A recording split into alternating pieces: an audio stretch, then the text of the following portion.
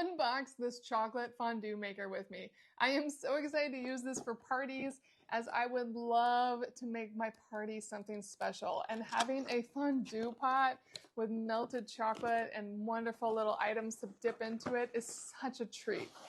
Here's how it comes out of the box. And to start off with, you get 4 fondue sticks.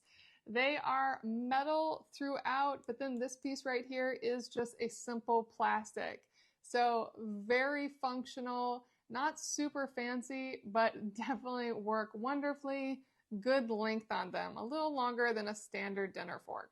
Once you get all the plastic off, it is a beautifully simple machine. Let me show you. This is where you'll put all your little items to dip, and the dip will go in here. All of this comes apart and is easy to wash. There is nothing here that's going to be challenging to take care of. Underneath the middle metal bowl is the heater right here. This just sits right under the fondue pot, and you can spin it from off, warm, or melt. Those are your 3 options there.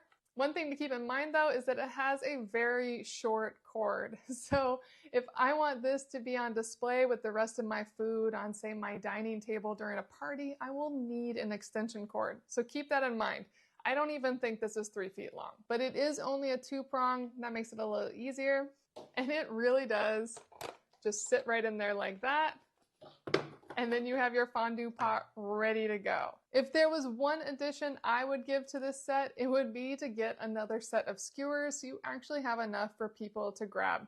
But you can always just use forks as well, or toothpicks. There's a variety of ways that you can skewer food for your fondue pot. I can't wait to put this to use. We're coming into the holiday season and my kids have never experienced a fondue pot, so I'm gonna surprise them with a really wonderful dessert. And given the incredible reviews on this, I know you're gonna love this as much as I'm going to. The Kusini Fondue Pot.